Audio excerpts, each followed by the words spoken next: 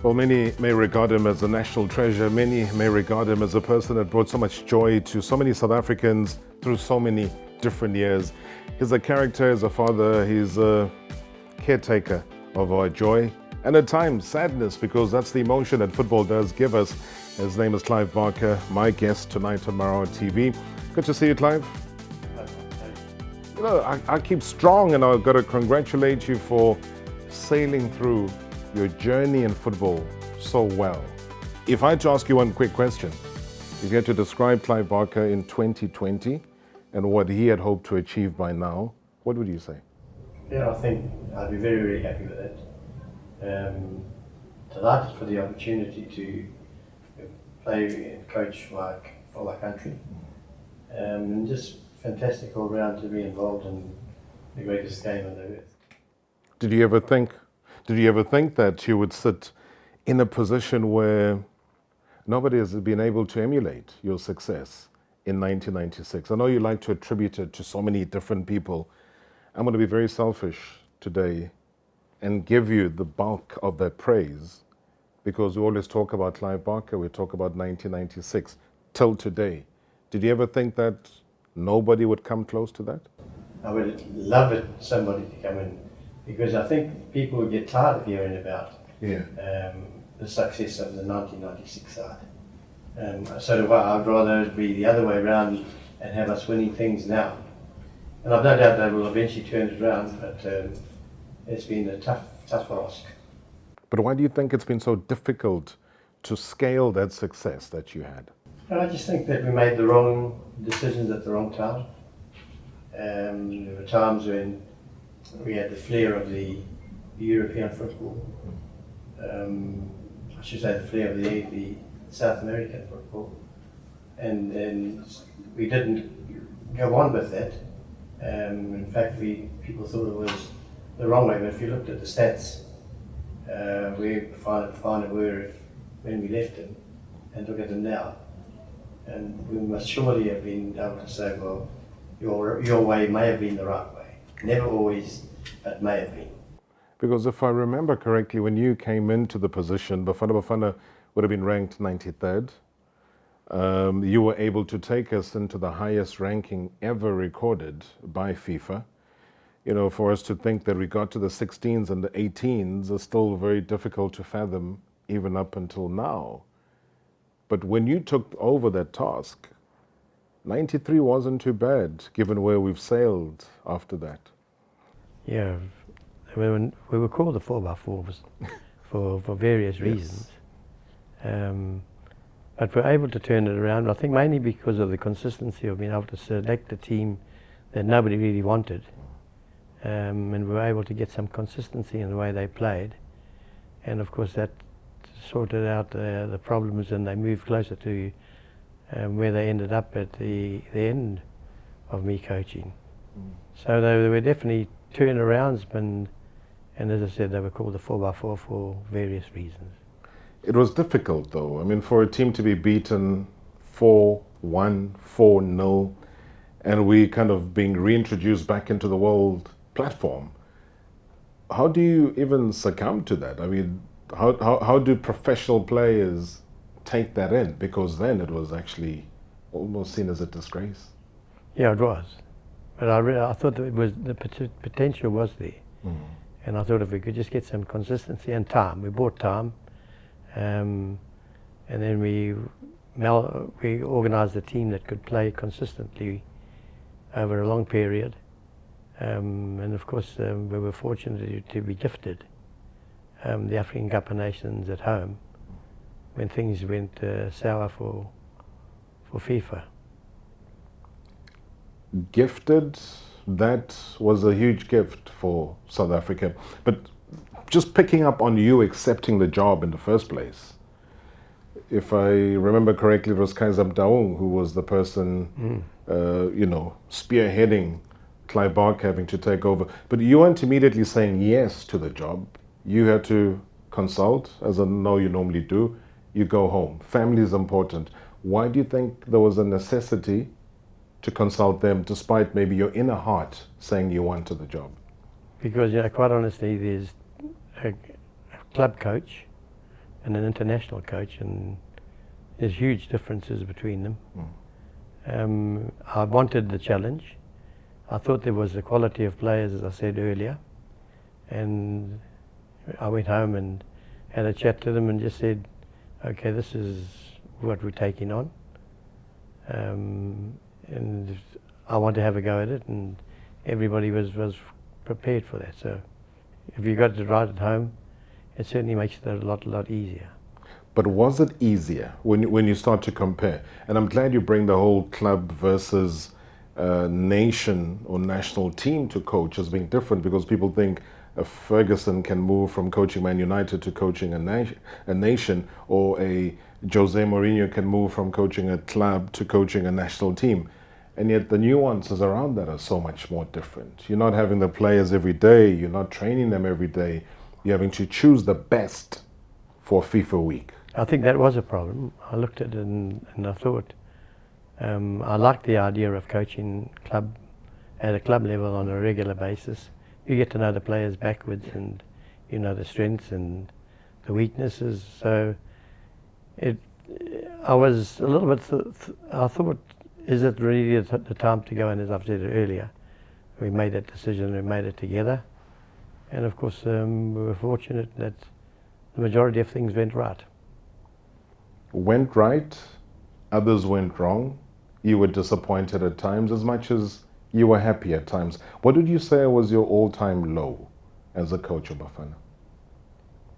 Oh gosh, I don't think there was too many highs and lows, because I think we only lost 2 games in 29 in Africa.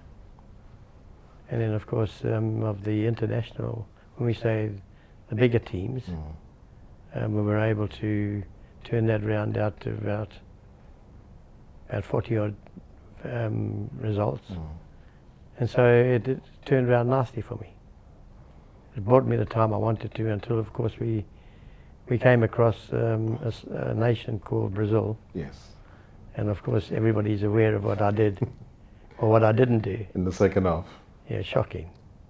But do you feel that bullet still stinging within you? Oh, if I do a talk at any company, there's one question I know that will come It's the to Brazil the fore. game. That's the Brazil game. And whether it's 20 people, 100 people, as many as you like, that always comes up as the one question I'll get. Why did you take Doctor off? What do you say though? Because the irony of all of that is that whatever bit of literature you pick up about Clive Barker talking about the best player that he's ever coached, the name Dr. Khumalo comes up, and yet he's the same player that Clive decided to take off at the time when Brazil were nowhere near that game. Now they were gone. And John Moeti was dictating, Herman Kaleli, Yeah. and of course Doctor that night played them by himself initially. And I said at half time, he said he wanted to come off because he had flown from the States. Yeah. He doesn't agree with what I say here, but I put my arm around him and I said, the people will murder me if I take you off. I said, you've done everything. And he had. And of course, we went back into the second half, and of course it wasn't turning out the right way. And of course we ended up getting beat in the end. I took Doctor off. I tried to keep him on as long as I could, but he did look flat in the second half, and whether he was showing me that it was times to move quickly, I'm not quite sure, but what a player, what a person, what a personality. My baby for various reasons. You will know that night we played against the German team, and we really hammered them. And I remember saying to Doc, I said, Doc, only your granny, your mother, and your girlfriend will believe that we can win tonight. I've left you to last. I said, the first time you get the ball, do something that's going to ignite this crowd. And as the ball was played to him, I think Muller came to close him down. And he pushed the ball straight through his legs, put his foot on it, and the mob went absolutely mad. And we never looked back. And I remember Bertie Fuchs saying to me that he never had a team that was turned inside out like Bafana did that night. They were fantastic. And we're just obviously suffered the whole Sean Dundee issue. You know, because then big decisions had to be made in terms of what to do with him. And yet, German opposition didn't mean a thing. Brazilian opposition didn't mean a thing. I remember even in Durban. Argentina didn't mean a thing. So just that bravery, that approach, and you just saying to Doctor, do what is right. And you brought him for a reason, because he's a skilled guy. You can't turn him into a robot, Doctor, or Shoes, or anybody else that was playing at the time. What gave you that kind of confidence, though, Clive? Because it sounds to me more like management, player management. I think I looked at Doctor, and all I found out and said to Doctor is play further upfield. I thought he used to drop off too much. And by the time he got into the area, or the 18-yard area, he was flat. And I said, rather save that until later and 20, 30 meters up the road, then do what you want to do. Because then by the time you take somebody on, you're already in the box. And that's exactly all I did. I changed something just a little bit for him. I think there were times that I really thought they were nearly the best team in the world. You know, you have nights that everything goes right, and there were times that I looked at the side and I said, I can't believe this is the same side that we started out with. The finishing was good. It was clinical. They stuck the ball in the back of the net a lot of times. In fact, I think in the African Cup of Nations they scored 12 goals, which is a lot of goals at any level.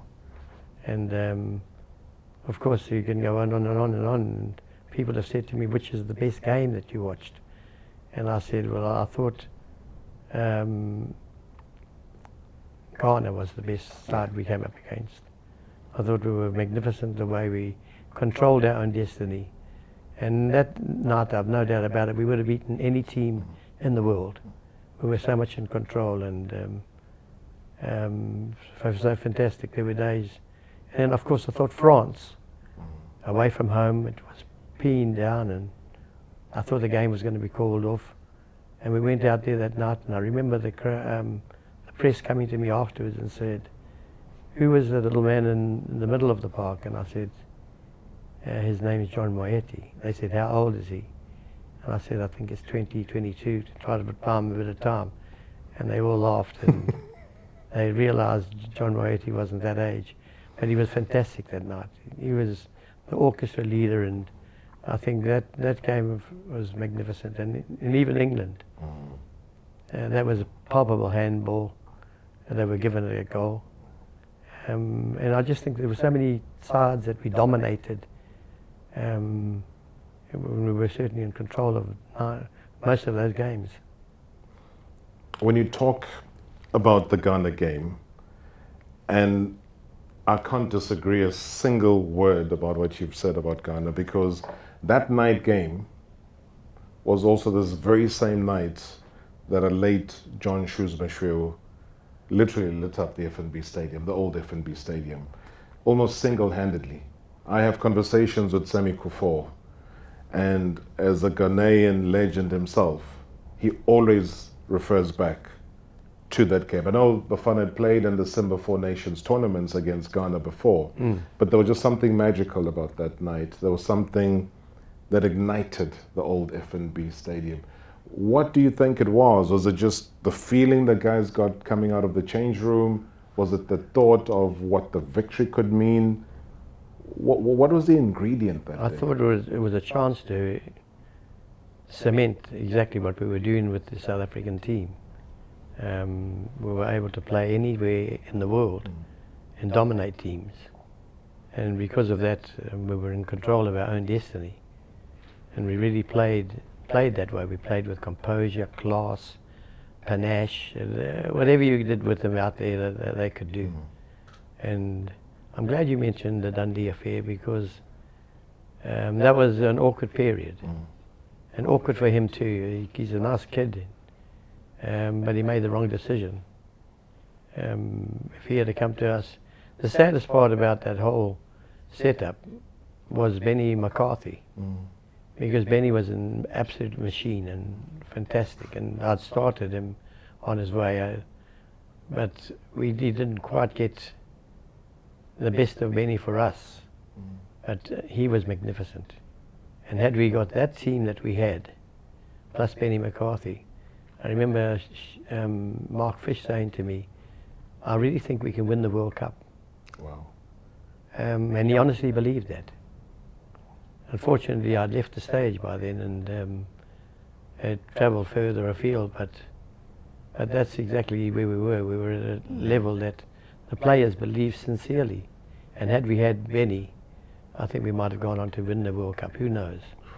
I'm entitled to say that. No, 100%. Because you also know the backlash that comes with your relationship with Benny. Almost that he didn't probably get as much opportunity, but you've just clarified a bit of that now. What kind of difference do you think he would have brought? That raw, young energy that we He had the got to ability see? to still score goals. And Yeah. that was always his strong point, and he was a fabulous player, and he would have given us the consistency we wanted. Not that we didn't have. If I was sitting next to Mark Williams, he would be telling me something a little bit different. Yes. So there was that, and there was Sean Bartlett. I mean, what about Sean's goal? It came over the shoulder, and he rifled it in the back of the net. And now there were players who could stick the ball in the back of the net.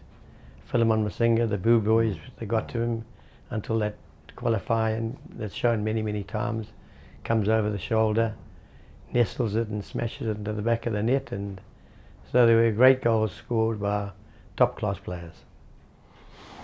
The feeling of being that coach that qualifies a nation to a World Cup. His name, Clive Barker.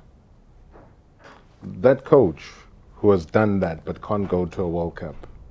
His name, Clive Barker. Being the coach that qualifies South Africa to a World Cup, but also not being able to see us through till the end. Yeah, that was crazy. How does that sit with you? It doesn't sit well, because I think I was a coward. There's no ways I should have resigned. It was on the plane coming back from England, and I just thought I let the players down.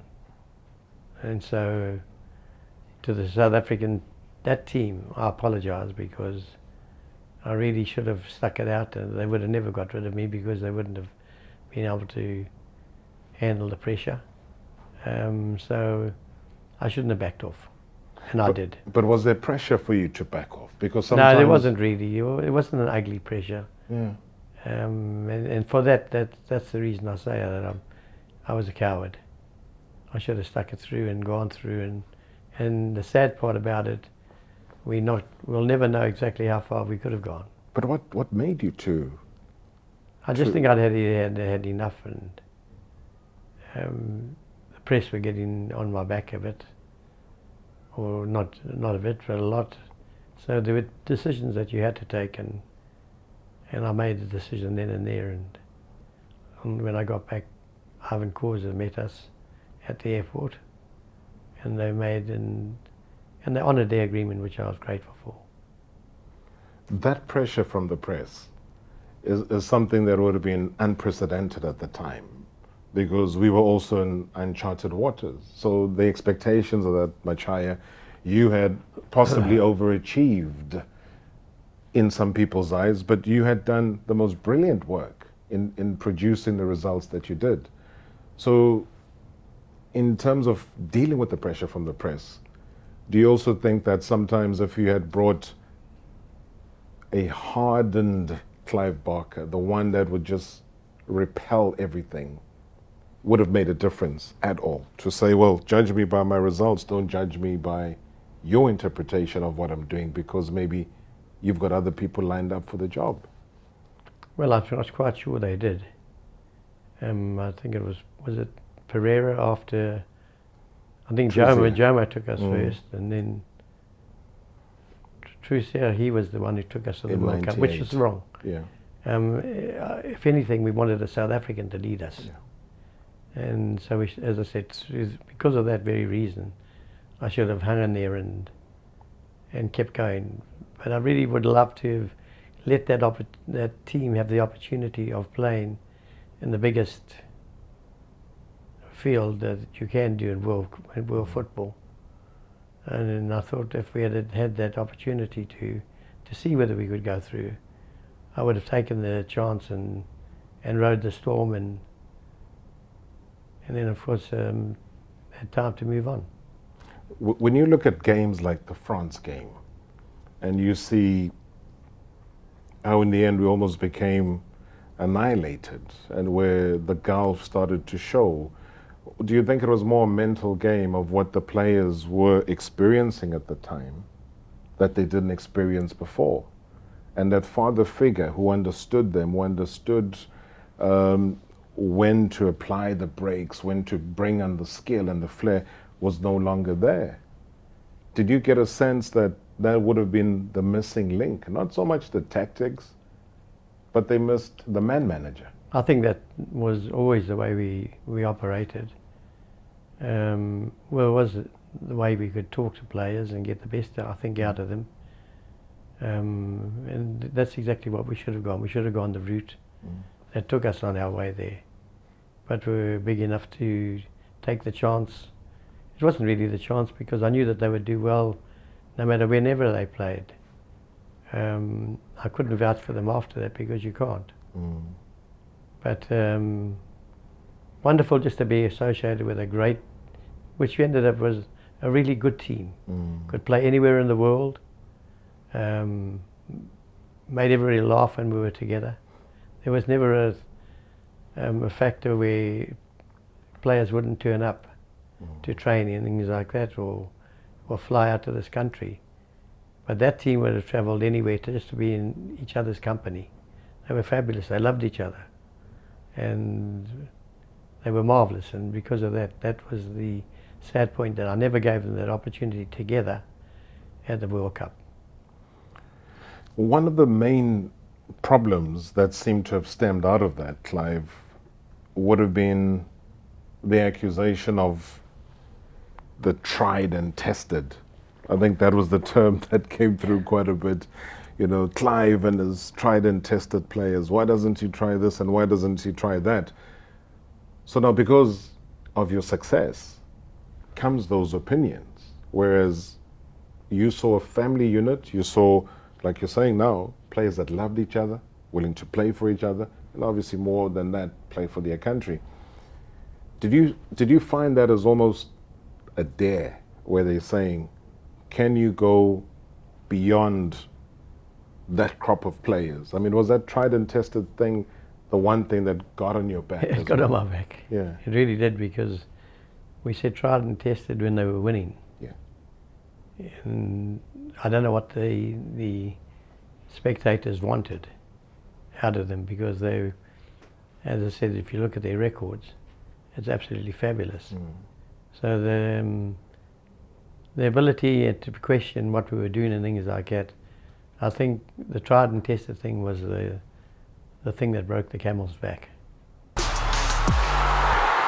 Clive, the man named Solomon Sticks Marawa, what does he mean to you, him as president of an association at the time?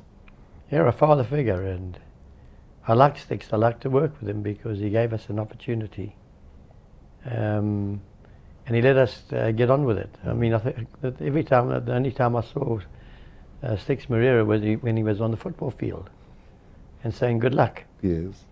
And he didn't interfere with us at all. He looked after us, and he was terrific. I think a terrific leader, and he'll always be my good friend, because he seemed to understand and gave us the free roll to get out there and do what we wanted to.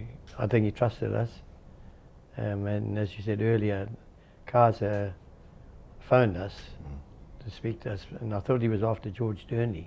Oh. And he wasn't. He just said to me, would you like to take the national team? Fortunately, we beat the Kaiser Chiefs that day. And we were able to go on and take and fulfill everybody's wishes, which was Sticks is in charge of the national team.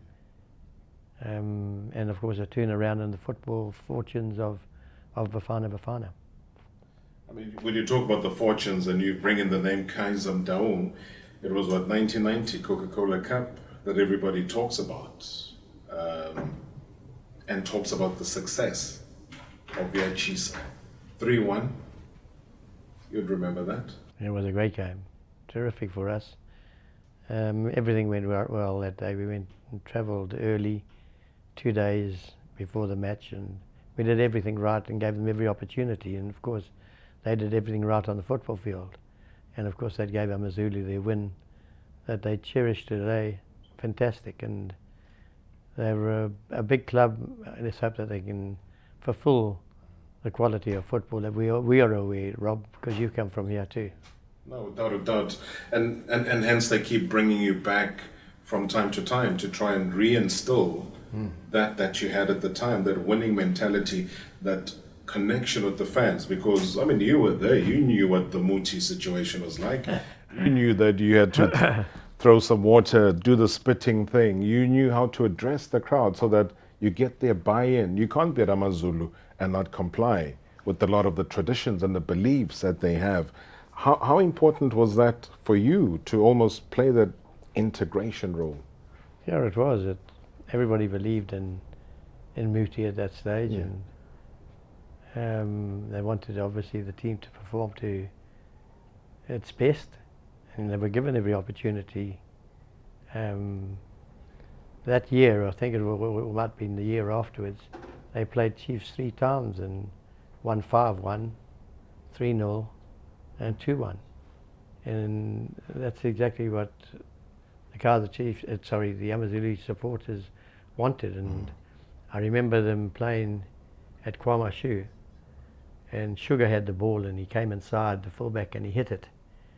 And Shu Shamasa ran onto the ball, and I could see Banks coming towards him, and I said to myself, don't hit it, set it up. And he hit it. He didn't wait for me to say, set it up. And they screamed the ball into the back of the net. And of course we wanted to win that game and many, many games. Not that Kaiser Chiefs didn't do the same to us. I'm sure Kaiser's got a memory bank and he might say, hey, even the scores or something like that. But it was wonderful, and it was the Coca-Cola thing, I think, that stimulates them now. Yes. And I think it's never going to go away because it was that historic, and the cup itself ignited so much fun and flair, and there were numerous awards. I remember the Fan Fair Play Coca-Cola Award. There was awards for coaches. There was awards for everybody because they understood. I mean, it's a global company. They understood what football was about. They were a global partner of FIFA when it comes to the World Cup. So they brought everything into the domestic game, which changed the landscape. But was there the one Muti incident for you that when you saw it happen, you were like, hey, I'm not going to partake of this?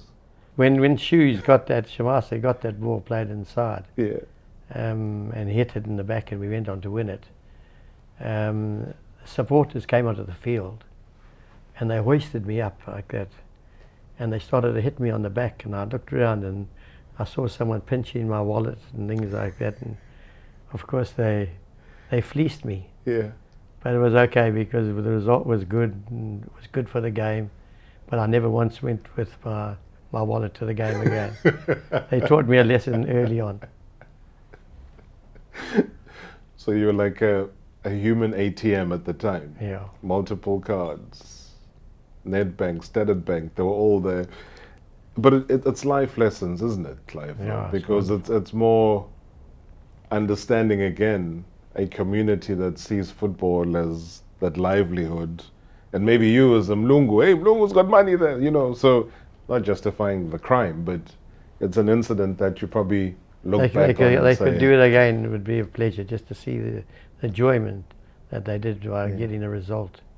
And they were fantastic. I mean, I remember first watching Kaiser play at Kwamashu, and I saw Sugar Ray, the two of them. They were so elegant, both with left feet.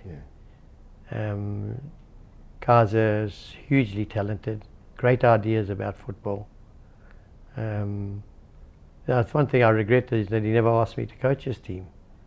to coach Kaizer Chiefs? Yeah.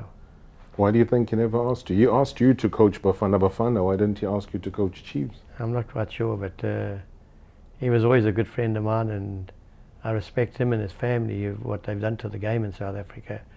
They've been absolutely fantastic. Yeah.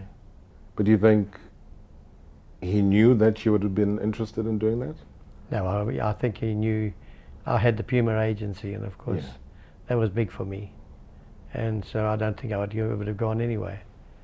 Mark Tovey was the Puma man also down here before he went up to Kaizer to play up there. And of course, no, I don't think I would have gone anyway. Is that the one regret, though, from a domestic point of view? Because I'm trying to link the best coach, South African, versus trophy-wise, the most decorated, which is Kaizer Chiefs, and the two never quite met at a coaching level. Maybe we will in heaven, who knows? It's never too late, is it? Never too late. When you look back at certain stages again, and the fact that the desire for football is there, Clive. I think when they called you up to go to Maritzburg United, Ted Dumitru was still holding the record of the oldest coach in the domestic game at the age of 71. And you went there, you broke that record, obviously, because you were in the employ of the club. To still want to be active at that age, what is the continual desire from your side to want to do what, given all the accolades that you've had? What is keeping Clive Barker going? Oh, I went to watch Amazulu play Pirates a couple of weeks ago.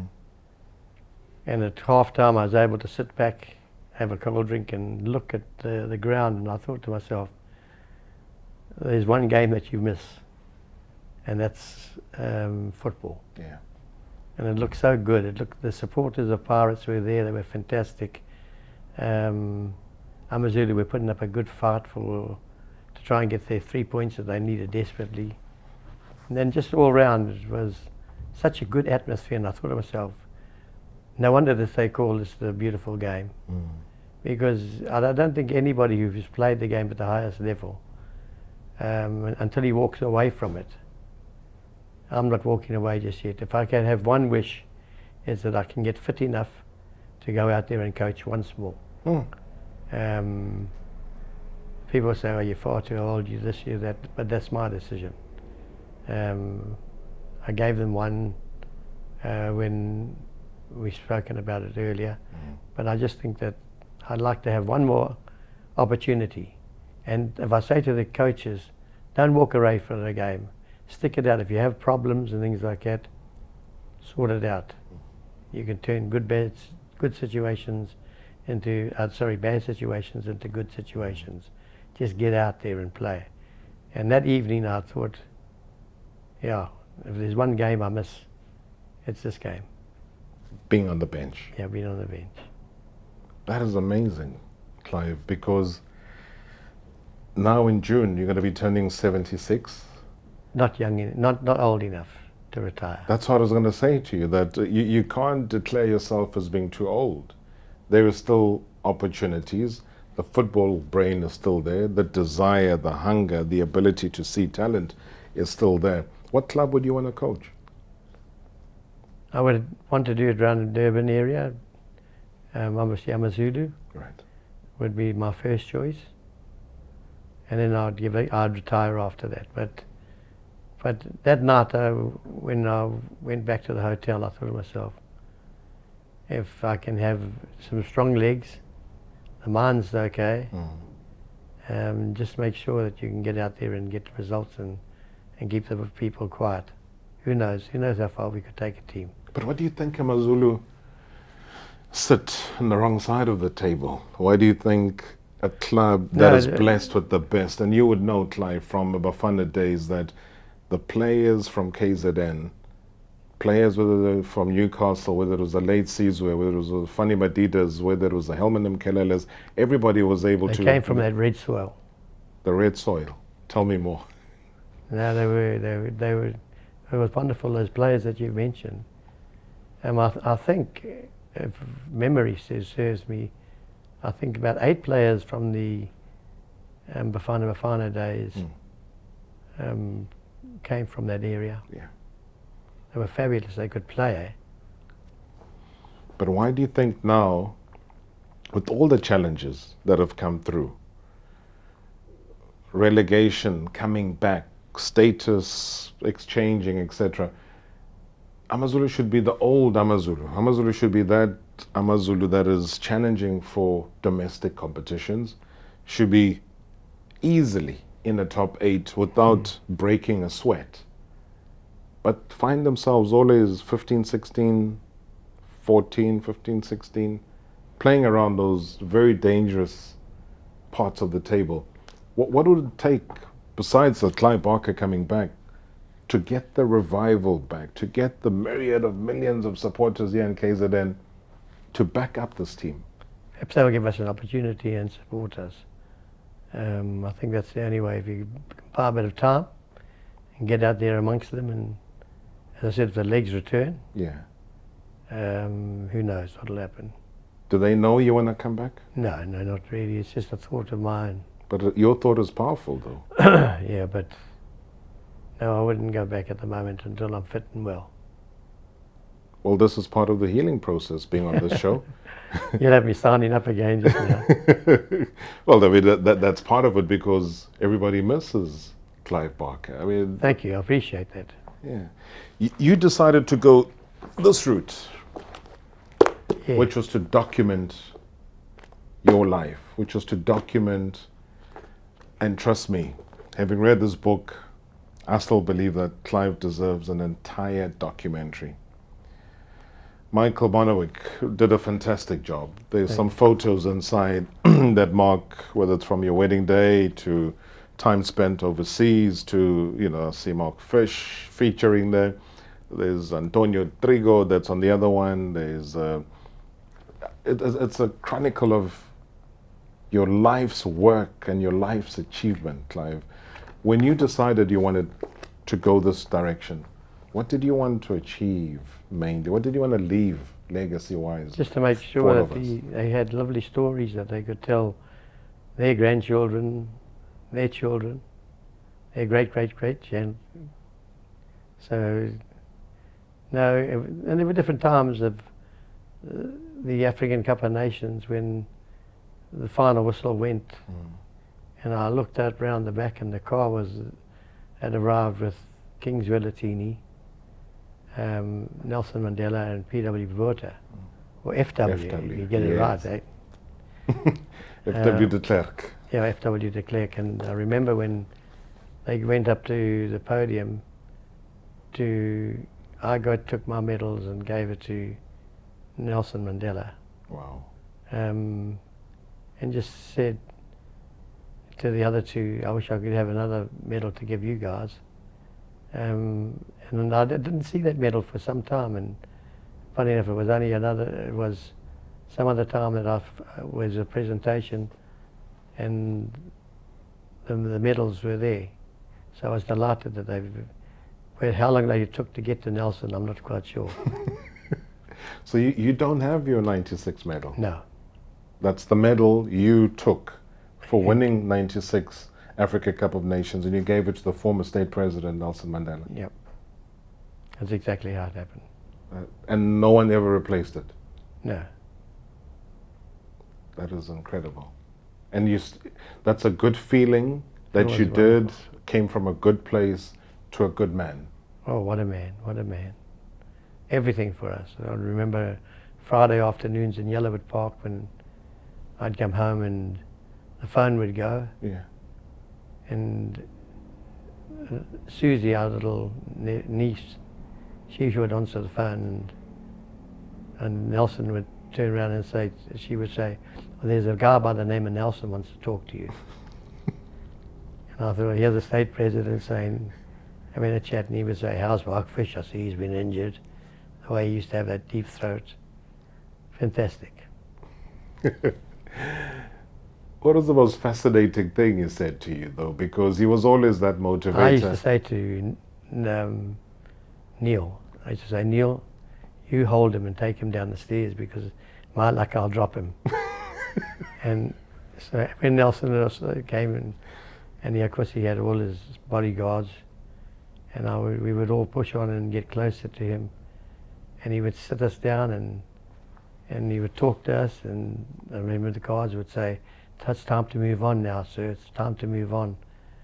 And he would say, no, I'm enjoying myself. But he was everything to us, and I'm so pleased we were able to give him that medal. I was so pleased that we were able to give him for the country, the winning the African Cup of Nations. They were special times. He was a special man. Moments of regret? Not one. Ever? No. Can't be. When you're as old as I am, and you know the bell will be tolling soon. Never. But when you think about those things, no, it was magnificent times. There's not one sad moment. All very good. Because you strategize, Clive. I know you're a deep thinker, you're a philosopher. You think about life, and at times you look back at moments and you say, if only I did it this way, if only I did it that way, if only I'd listened to that advice, if only I did X and Y slightly differently. Besides what you've spoken about, dropping the boys before the World Cup, is there any other moment that you feel that things could have been done differently? I was thinking you were going to sing a song about Frank Sinatra. I did it my way. Please sing it. No, you might be able to. But no, I just think that all round, I was so blessed to be given so many opportunities, and it was such a good time of in our country. And I was there when Joel Stransky kicked that goal to put us under pressure. Didn't do anything more because black South Africa wanted to win something. Yeah. And the pressure was huge every day. And eventually, well, like it all ended up, and it was fine in the end. It's amazing. 95, 96, year of delivery. 95 Rugby World Cup, 95 Orlando Pirates Africa Cup of Nations. Wonderful. Club, the Champions League. I mean, getting the star for the first time. Thankfully Sundowns have been able to do that now. So you got another team that gives you another option. For me, as we start to wrap up our conversation, is that how do we fill that gap? Because that hunger, that desire, that disappointment, Clive, is there. The supporters know that the talent is there, but we're not doing the qualification, we're not winning anything, we're ambling along, and there's one problem to another. How do we shake things up? Like if I had to give you the reins to... Build a team around Zwane. Build a team around Zwane. Yeah. That's it. I think that he reminds me a lot of, in different ways, not as good as Dr. Kamala, because he creates things, and you can see he scores goals, and he gets himself in the box area where he's very, very good. So now for me, I was delighted to watch his career, and I think if he can build around it, well, Pitso's done it already. He's done a marvellous job, Pitso. I would think that it depends how this new coach goes, but I would think Pitso would be the next man again to have a go. Maybe Gavin Hunt would push him all the way. So just fantastic, all right. What do you think Gavin's been overlooked all along? I'm not quite sure. He must have done something wrong. But no, he's a terrific coach. He knows it. His Budgie was, of course, he was born into knowing how to coach football teams. So no, Gavin, he'll get there eventually.